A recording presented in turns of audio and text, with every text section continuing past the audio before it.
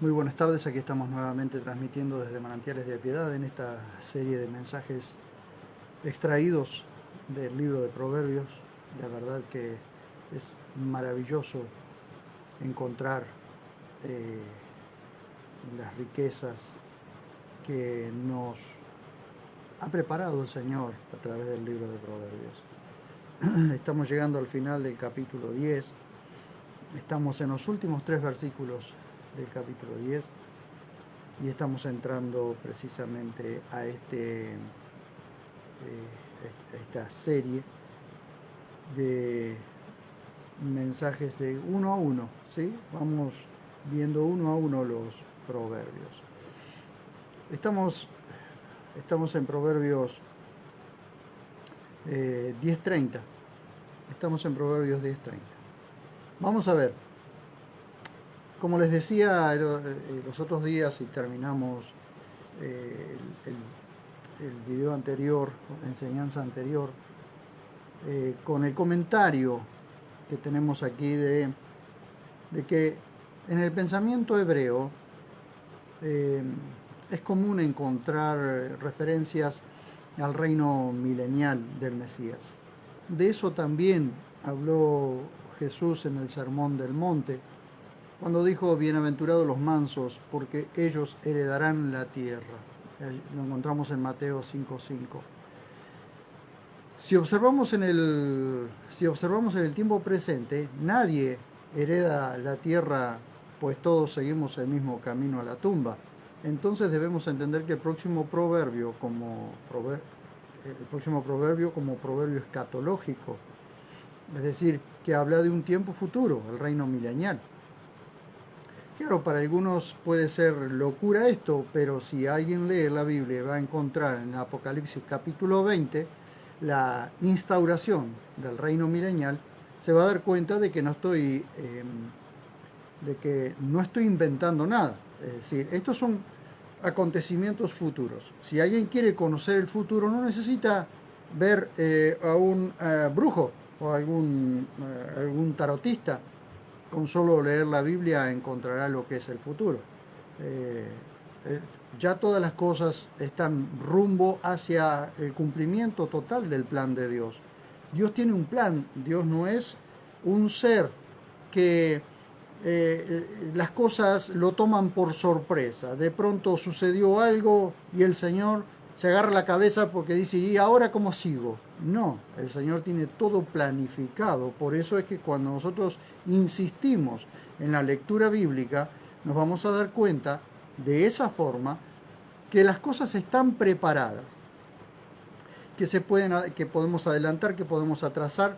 Por ejemplo, por decirles algo, mientras haya gente orando para que se haga la voluntad de Dios sobre la tierra, la maldad tiene un freno, la maldad está frenada. Por ejemplo, les cuento un caso. Nosotros, cuando vamos al viejo pacto, Dios había decretado la destrucción y el exilio del reino de Israel, el reino del norte, cuando se dividió en los reinos. Pero resulta que Dios levantó a un hombre, a un rey llamado Josías, el cual, por medio de él, el cumplimiento de esa sentencia se aplazó un tiempo hasta que Josías murió. ¿Por qué? Porque Josías fue un rey justo. Entonces, si se levanta un rey justo, pongamos en este tiempo un presidente justo, aunque todas las cosas van a su propia destrucción, pero se aplazan los tiempos de la sentencia para esa destrucción. El aplazamiento no significa que Dios se olvida, sino que un aplazamiento es la oportunidad que Dios da a la humanidad para ordenar sus caminos, para mejorar sus caminos. ¿Por qué? ¿Por qué hoy parece que Dios se tardara en hacer las cosas? No, Dios no.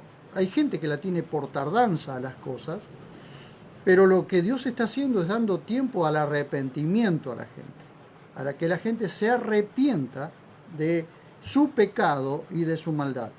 ¿Para qué? Para que se vuelva a Dios, para que Dios, por medio del sacrificio de Cristo en la cruz y por medio de la fe en Él, poder cambiar el rumbo de nuestras vidas. Hace 25 años mi vida cambió cuando entendí que yo era pecador y que necesitaba que alguien me salvara. Entonces en ese momento le dije al Señor: Señor, yo no puedo seguir viviendo así, necesito que me salves. Entonces fue allí cuando Dios transformó mi vida y le dio un nuevo rumbo y un nuevo propósito. Entonces, vamos a ver este proverbio que vamos a leer ahora, y se van a dar cuenta, en la medida que yo lo vaya explicando, que está muy cargado de un futuro, de algo que todavía está sin cumplirse. Miren ustedes, Proverbios 10:30, lo leemos. El justo no será removido jamás, pero los malvados no habitarán la tierra. Como expliqué en la enseñanza anterior, el justo es un sadik, alguien que vive su vida alineando, que alinea su vida, que vive alineándose a la voluntad de Dios o a la palabra de Dios. Eso es un justo. Un justo es alguien que ama la justicia, que ama el equilibrio, que es íntegro, alguien en quien se puede confiar. Eso es un justo. En el pensamiento hebreo, un justo, un sadik, o los sadikim, eran personas en las que la gente podía confiar, e inclusive gente sabia en la que iba a pedirle un consejo, la gente iba a pedirle un consejo. Por eso eran tan estimados los sadikim, como les expliqué, de tal manera que cuando Dios iba a destruir Sodoma y Gomorra, Abraham dijo: si hubiera 50, si hubiera 45, si hubiera 40, pero resulta que no había ni 50 ni 45, hasta no había ni siquiera 10 justos en esa ciudad. Por eso Dios destruyó a Sodoma, Gomorra, Adma y Zeboín. Destruyó toda esa tierra, lo cual hoy, si ustedes lo ven, lo que es Sodoma y Gomorra, Adma y Zeboín, cerca del Mar Muerto, todo lo que ha quedado allí es sal y azufre. Es todo lo que quedó. Por una tormenta termonuclear, una barrida, como una explosión termonuclear, quedó destruida todo ese lugar. ¿Por qué? Porque la ciudad se llenó de sodomía, se llenó de homosexualidad, de tal manera que cuando afectaron a los niños, cuando comenzaron a afectar a los niños, Dios decidió destruir todo ese lugar. Pero Lot, el justo Lot que vivía allí, lo sacó. Lot fue salvado casi raspando, podríamos decir, pero Dios lo salvó y destruyó todo aquel lugar. Entonces vuelvo a leer Proverbios 10:30. El justo no será removido jamás, pero los malvados no habitarán la tierra. Cuando Jesús habló en el Sermón del Monte, lo hizo desde la Torá, desde la ley de Moisés, desde los profetas y los escritos, es decir, desde la ley misma que él había establecido, y confirmó las leyes del reino. ¿Y qué clase de gente habitará el reino? Son aquellos que confían en Jesús y han sido declarados justos por Dios, no declarados justos por méritos propios. Nadie se va a salvar por méritos propios. El que sea salvado será salvado porque cree en los méritos de Cristo en la cruz del Calvario, que Él pagó el precio, Él pagó y canceló el pecado en nuestras vidas por medio de su sangre en la cruz. Cuando el proverbio dice, el justo no será removido jamás, es que a los ojos de Dios, el justo está plantado no solo en el tiempo que tuvo sobre esta tierra, sino en el reino futuro. El justo es tan valioso delante de Dios que en Habacuc 2:4, otras traducciones, el justo vivirá por fe, pero me gusta mucho la traducción que hace la Biblia Textual Cuarta Edición cuando dice, mi justo vivirá por fe, porque el justo que Dios justifica es suyo, es suyo, es de Dios. Entonces dice en Habacuc 2:4, lo llama mi justo, porque es de Él. Para poder comprender la profundidad del pensamiento hebreo con respecto al reino mesiánico, miremos cómo el Salmo 37 por momentos sale del presente y nos traslada a un tiempo futuro. Habrá en el futuro gente que entrará al milenio y gente que no. Es la soberanía de Dios la que decide esto, no los hombres. No voy a volver a leer el Salmo 37 porque ya lo leímos en la enseñanza pasada. Pero ustedes podrán ver que de pronto el Salmo 37 parece que nos sacara del tiempo presente y nos trasladara a un tiempo futuro. Hay que prestarle atención, pero se van a dar cuenta que esto es así. Veamos la abundancia de evidencias que el pueblo hebreo tenía sobre el reino del Mesías o el reino milenial. Ese reino del que habla en Apocalipsis 20 lo podemos ver en Isaías 65, 17 al 25. Vamos a ver. Isaías 65, del 17 al 25. Allí está muy condensada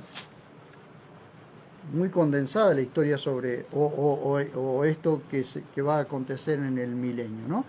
Isaías 65, 17 al 25 dice: porque aquí yo creo cielos nuevos y tierra nueva, y de lo primero no habrá memoria, ni vendrán al pensamiento. Por supuesto que este versículo 17 será algo que sucederá inmediatamente después del milenio. Pero comenzamos así, eso es la nueva creación. Pero para que haya cielos nuevos y tierra nueva, antes tiene que suceder lo que sucederá en el milenio. Lamentablemente, los testigos de Jehová han tomado esto del milenio, lo cual es verdad que sucederá lo del milenio. Sí, ahora lo voy a leer y se van a dar cuenta de qué estoy hablando, de una transformación de las cosas. Pero ellos creen que solamente van a entrar 144.000. Entonces toman un pasaje de Apocalipsis como que hay 144.000 escogidos que son los únicos que van a entrar al milenio. Pero no es así, porque en realidad todos aquellos que crean en el Señor Jesucristo y sean salvados son los que luego podrán disfrutar del milenio. Pero dice: pero os gozaréis y os alegraréis, he aquí, creo para Jerusalén un deleite y para su pueblo un gozo. Entendamos esto, está hablando en un pensamiento hebreo, en un contexto hebreo, para el pueblo hebreo, los cuales serán los que entrarán al milenio. Nosotros, los que hemos creído en el Señor Jesús, ya pertenecemos a un pueblo que es celestial, a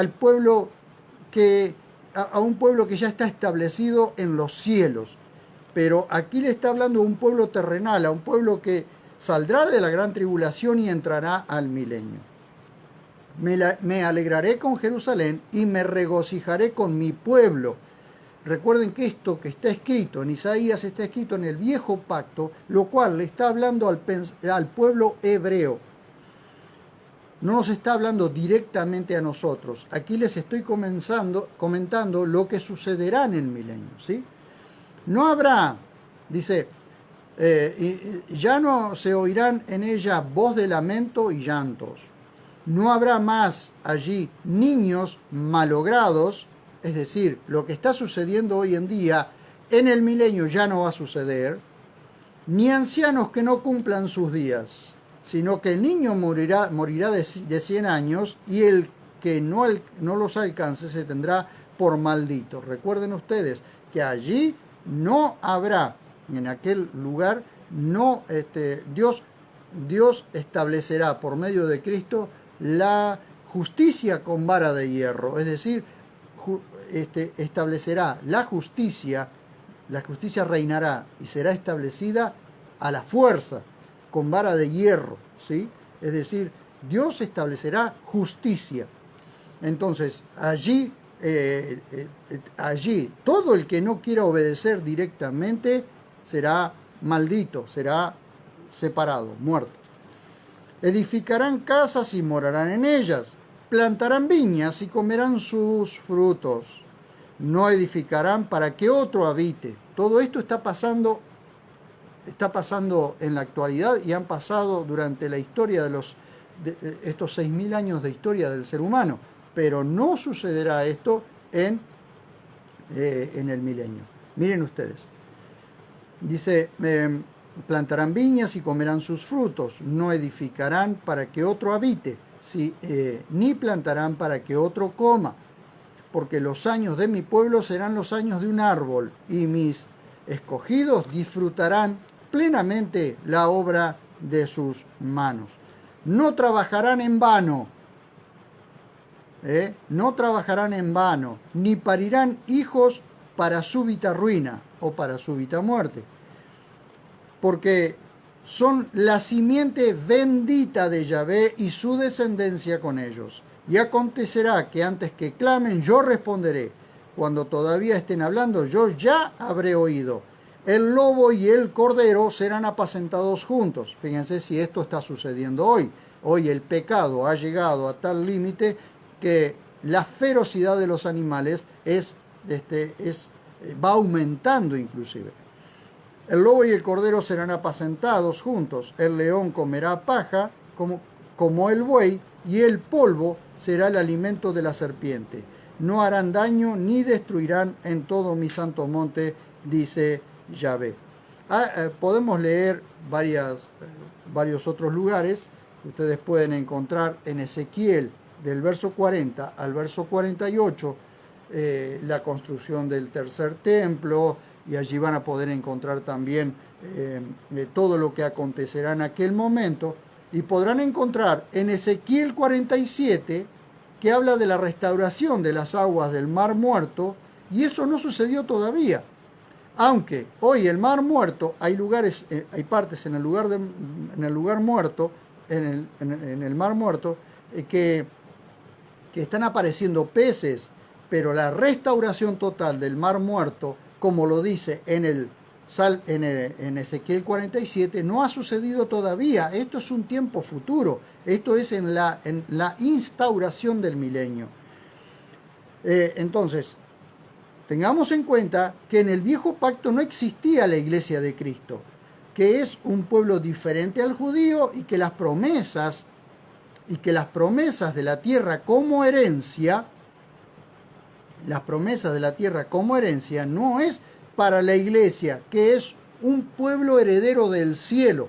Esta es la diferencia que tenemos que hacer para no confundir, porque a veces las personas o los maestros mezclan las cosas, y las promesas que son solamente para Israel se las hacen a la iglesia, y no todas las promesas de Israel, prácticamente no todas las promesas de Israel son para la iglesia.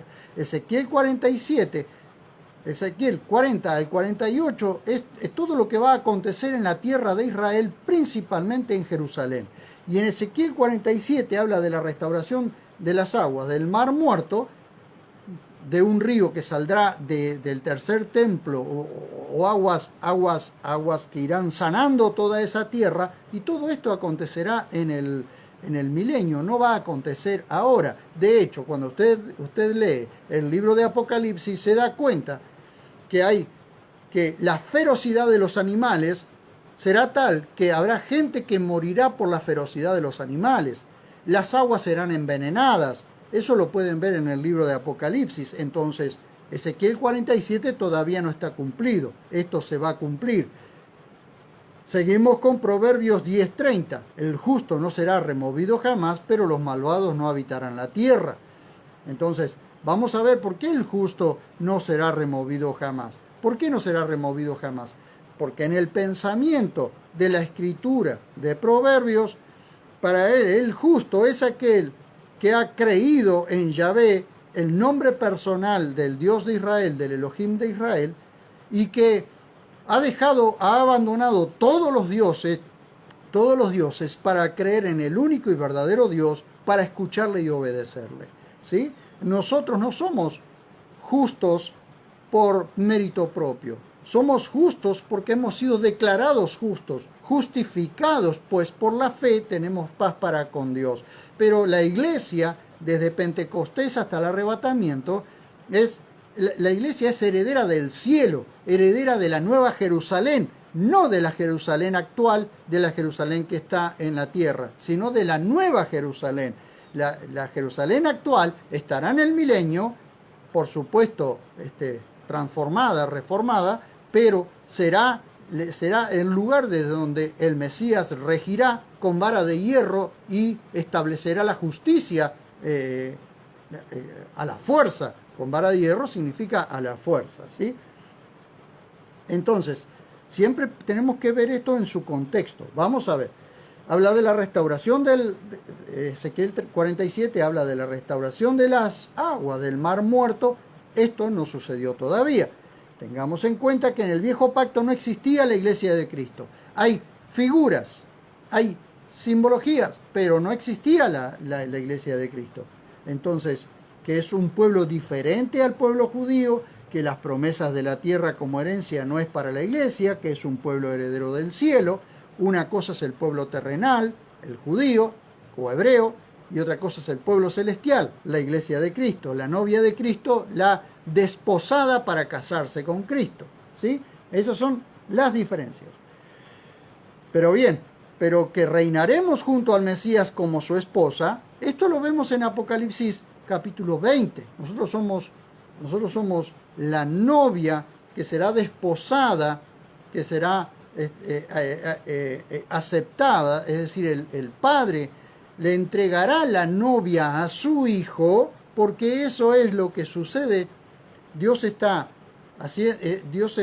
formando un pueblo que será la novia de su hijo, la iglesia, la cual habitará en la nueva Jerusalén, esa nueva Jerusalén que descenderá del cielo como un satélite de la tierra, que se establecerá en el milenio, pero que no estará sobre la tierra, sino que estará suspendida como un satélite. Es una ciudad cuadrada en una esfera. Eso es lo que Apocalipsis nos muestra. Y esto lo vemos en Apocalipsis capítulo 20. Entonces, los planes para los dos pueblos, para el pueblo hebreo y para el pueblo judío, como se lo llama hoy, que en realidad el término judío viene de Judá, pero todo Israel es el pueblo hebreo o israelita, ¿sí? Entonces, judío es un término que solamente denomina a una parte de Israel, que es Judá, pero no es todo el pueblo judío, sino el pueblo de Israel, porque ustedes van a ver allí en Apocalipsis que son 12.000 de cada tribu, y no son 12.000 solamente de la tribu de Judá, judíos, son 12.000 hebreos de toda la nación de Israel, ¿sí? 144.000 escogidos de todas las tribus, de las 12 tribus de Israel. Bien, los planes para los dos pueblos son diferentes. Disfrutaremos de todos los beneficios del reino milenial, pero no como un pueblo terrenal, pues no estaremos sujetos a tiempo y espacio como los terrenales. El pueblo en el que se escribe todo el viejo pacto es el pueblo al que Dios le dio la promesa de que toda la tierra, desde el gran río Éufrates hasta el Nilo, le pertenece al pueblo de Israel. Cuando Dios le da la promesa a Abraham de que toda la tierra, desde el río Éufrates hasta el Nilo, le pertenece al pueblo de Israel, esa promesa se la dio a un pueblo terrenal nacido de los lomos de Abraham, de Abraham, de Isaac, de Jacob y de los 12 patriarcas. Pero esa tierra no es nuestra, esa tierra es de Israel. Entonces, cuando confirma esto allí en Josué capítulo 1, que le dice, que le vuelve a reiterar que toda esa tierra le pertenece a Israel y que toda esa tierra tenía que ser conquistada, Israel no conquistó toda esa tierra. Así que, cuando dice el justo no será removido jamás, lo que está diciendo es que desde el momento en que el justo ha creído en el único Dios verdadero, hasta el milenio, ese será el heredero de la tierra, será el heredero de la tierra. Pero esto a todos los justos nos da estabilidad. A nosotros, que también somos justos, pero declarados justos por medio de Jesucristo, y como iglesia de Cristo, diferente a Israel, somos nosotros los que el justo no será removido jamás. ¿Por qué? Porque tenemos un ancla, porque tenemos a un Dios en el cual hemos puesto nuestros pies y jamás seremos removidos, ¿sí? Y ni siquiera la memoria del justo será removida. Ahora bien, cuando dice que el justo no será removido jamás, y la contraparte ¿cuál es? Pero los malvados no habitarán la tierra. ¿Por qué? Porque los malvados no podrán habitar la tierra. Los malvados serán dejados atrás en el milenio, no entrarán al milenio. Solamente aquellos a quienes Dios les da soberanamente, les permite entrar al milenio, y son todos los que en el momento del milenio serán renovados, serán transformados para poder entrar al milenio. Por supuesto que al final del milenio vemos que vuelve a suceder una guerra. ¿Pero por qué? Porque generación tras generación seguirán naciendo, ¿sí? La iglesia no se reproducirá la iglesia, porque la iglesia es glorificada, no necesita multiplicarse, pero los que vivan sobre la tierra se seguirán multiplicando hasta que al final del milenio habrá gente que nuevamente se amotinará contra el rey. Entonces ese será el final de todas las cosas, y Dios eliminará toda maldad en el juicio del tribunal de gran trono blanco al final del milenio, y de allí cielos nuevos y tierra nueva. Ya no reinará la justicia, sino que ya la justicia morará en esos cielos nuevos y tierra nueva para siempre. Y así, vamos entonces a Proverbios 10:31 y vamos a ver esto. Miren, parecen hilvanados, cada proverbio parece hilvanado uno con otro. Vamos a Proverbios 10:31 y dice: de la boca del justo brota sabiduría, pero la lengua perversa será cortada. ¿Se dan cuenta? Que en el proverbio que leímos anteriormente dice: los malvados no habitarán la tierra. En el verso 31 dice: pero la lengua perversa, o la lengua de los perversos, será cortada. Ninguno podrá ser estable, ninguno podrá estabilizarse, ninguno podrá establecerse que sea perverso o que esté en contra de Dios. Ninguno podrá establecerse. Serán como el tamo que se lo lleva el viento. ¿Vieron? Como lo que cubre el grano, esa tela que cubre el grano, que viene un viento y se la lleva y el grano queda allí, cae. Bueno, así serán los malvados. Dice: de la boca del justo, de un sadik, justos es sadikim, el justo es un sadik, brota sabiduría. Si quieres conocer a un justo, escúchalo hablar. ¿Vos querés conocer a un justo? Escúchalo hablar. De su boca siempre brotará sabiduría. ¿Sabiduría qué es? Conocimiento aplicado a la vida. Conocimiento escritural, podemos decirle. Conocimiento escritural aplicado a la vida. Para los que deseamos adquirir sabiduría, queremos escuchar a los sabios. Sin embargo, los justos no queremos escuchar a los de lengua perversa. Solo los perversos escuchan a los perversos. Repito esto, porque ha sido un momento de inspiración. Para los que deseamos adquirir sabiduría, queremos escuchar a los sabios. Sin embargo, los justos no queremos escuchar a los de lengua perversa. Solo los perversos escuchan a los perversos. ¿Ven? La sabiduría permanece, pero las lenguas perversas serán eliminadas de la tierra.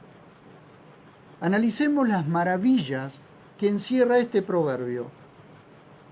Dice que de la boca del justo brota presten atención a esta palabra, brota sabiduría. Lo maravilloso de esta palabra brota, la palabra brota en el hebreo, en este contexto que lo estoy leyendo, es yanub, que significa germinar, aumentar, florecer. Da la idea de una semilla en buena tierra que brota y da buen fruto. Ese fruto es la sabiduría.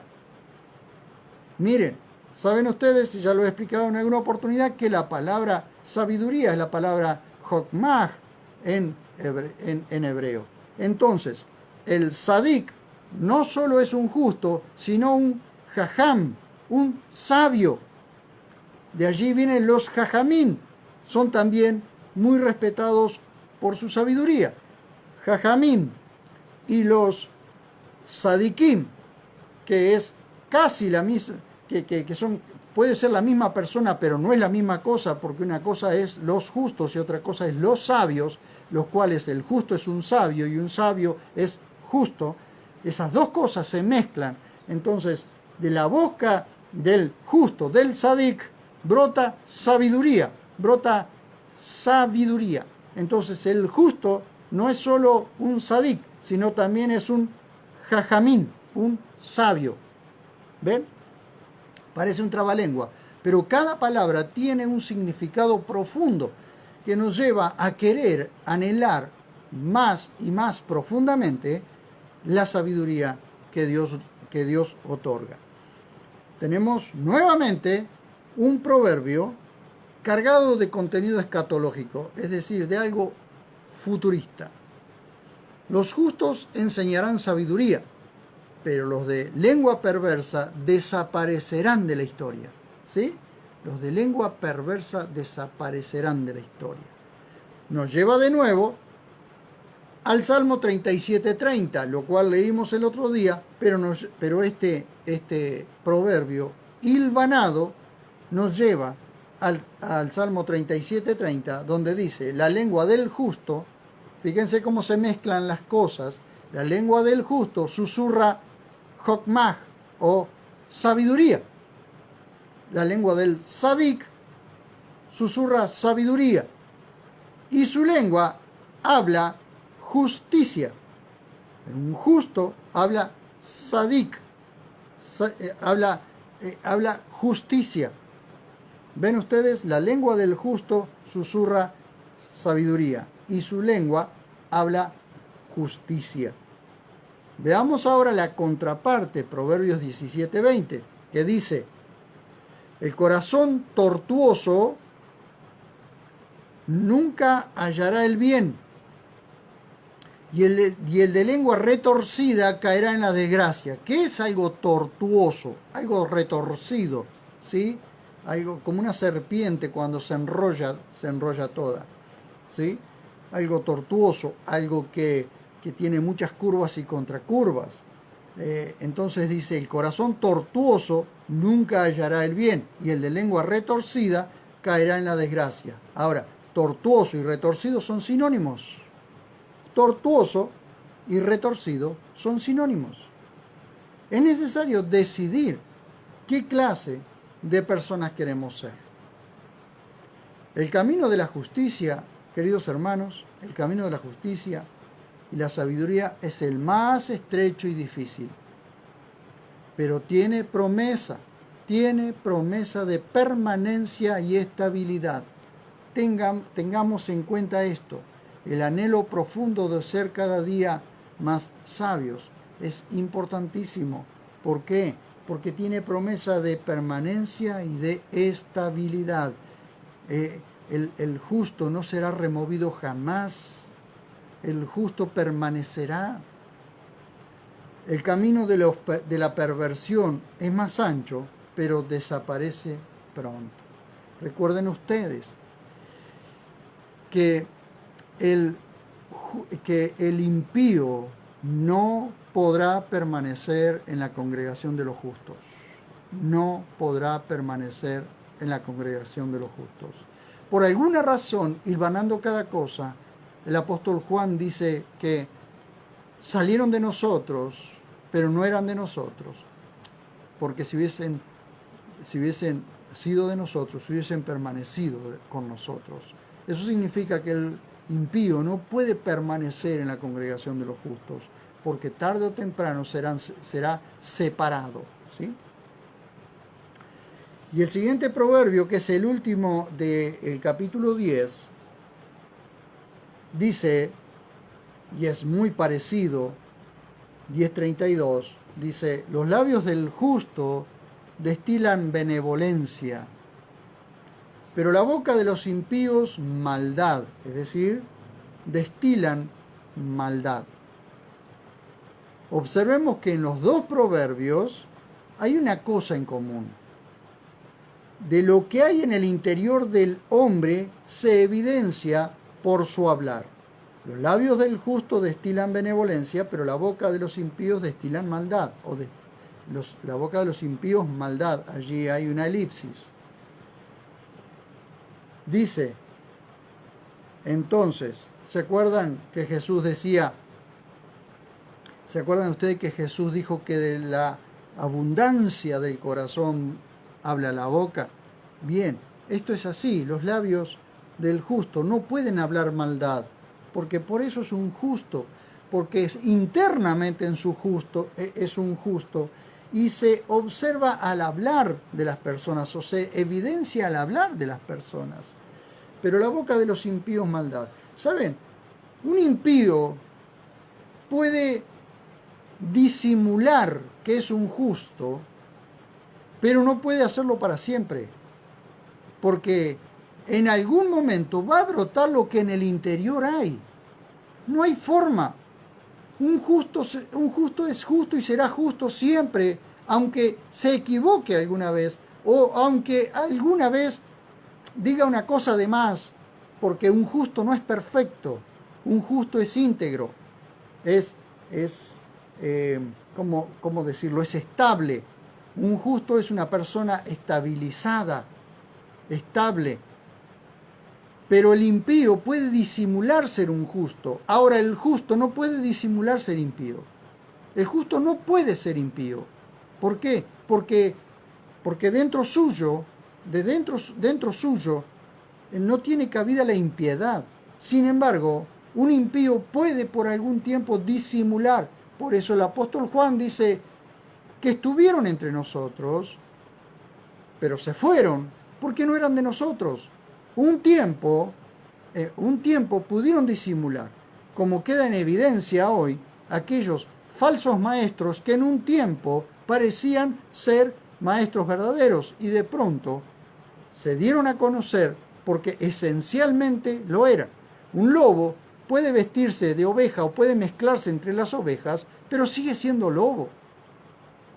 Y tarde o temprano destruirá o querrá destruir a los rebaños. Por eso el apóstol Pedro, tomando también un proverbio, dice que le acontece lo de la puerca lavada vuelve al barro, ¿sí? La puerca lavada vuelve al barro y el perro vuelve al vómito, porque el perro es perro y el perro por naturaleza va y se come su propio vómito. Y el cerdo, por más que lo bañes, naturalmente es sucio y va a volver al barro, por más que lo tengas encerrado. Largalo un tiempo, ponelo cerca de agua de un charco de barro y vas a ver que a la larga lo vas a tener adentro del barro. Porque naturalmente es así. Entonces, los labios del justo destilan benevolencia, pero la boca de los impíos maldad. Ahora, lo precioso de esto, y con esto termino, la palabra destilar, por eso dice los labios del justo destilan benevolencia, pero la boca de los impíos maldad. La palabra destilar significa, entre otras cosas, entre otras acepciones, algo que se derrama gota a gota. La figura, miren la figura más parecida a esto, es la de un panal de abejas o de avispas que al calor del verano se funde y se derrama por el tronco, su miel se derrama por el tronco. Así es la boca de los justos. La sabiduría y la benevolencia se derraman gota a gota, endulzando la vida de los que lo rodean. Por eso es tan importante alinear nuestro interior con la palabra de Dios, fuente de toda sabiduría. Por algo el salmista decía que la palabra de Dios era dulce como la miel a mi boca. Es como, la palabra de Dios es como la destilación gota a gota de la miel que brota del panal en un día caluroso. Esa es la maravilla que nos muestra este libro de Proverbios. Termino repitiendo este proverbio. Los labios del justo destilan benevolencia, pero la boca de los impíos maldad. ¿Querés saber qué clase de persona sos? Escúchate hablar. ¿Querés saber qué clase de persona sos? Escúchate hablar. Y verás entonces qué clase de persona eres. Lo que vos te escuchás hablar, lo que vos pensás, lo que vos sos internamente, es lo que algún día se va a reflejar, porque no lo vas a poder disimular toda la vida. Y llego hasta aquí porque vamos a entrar en la próxima enseñanza, el capítulo 11, verso 1 en adelante, y les voy a mostrar algunas maravillas del verso 1 que tienen mucho que ver con el Evangelio escrito en los cielos. Tiene que ver con la justicia y con el equilibrio. Aunque esto que dice en Proverbios 11.1, la balanza falsa es abominación a Yahvé, pero la pesa cabal es su complacencia. Esto lo expliqué en la serie de enseñanzas de 37 partes de todo lo que rodea el nombre de Yahvé. Le voy a añadir algunas cosas preciosas que he estado estudiando en este tiempo. Así que el próximo domingo o en la próxima enseñanza voy a hablar sobre Proverbios 11.1. Muchas gracias. Oramos y terminamos aquí. Compartan estas enseñanzas con la gente, con todos aquellos, con sus amigos, y cuando entren a YouTube, suscríbanse a mi canal y así les llegan las notificaciones y podemos también aumentar el número de suscriptos en mi canal. Oramos. Gracias, maravilloso Papá, por tu amor y tu misericordia. Gracias por tu bondad y por este tiempo que nos has permitido vivir. Oro en esta hora, Señor, por todos los que han estado escuchando en este momento estas enseñanzas, estas palabras simples, sencillas que vos nos has dado, pero suplicándote que podamos alcanzar un mayor número de gente que también pueda beneficiarse de estas enseñanzas. Te lo suplico. En el precioso y dulce nombre de Jesús oramos con gratitud en nuestro corazón, rogándote que hagas de nuestras vidas personas justas y sabias, sabias y justas. Así, Señor, podemos hacer honor a aquello que ya hiciste por nosotros. Queremos realmente caminar conforme a lo que ya hiciste con nosotros desde el mismo momento en que nos salvaste. Te damos la gloria, la honra y la alabanza, porque vos te la mereces. En el dulce y precioso nombre del justo y del sabio Jesús. Amén.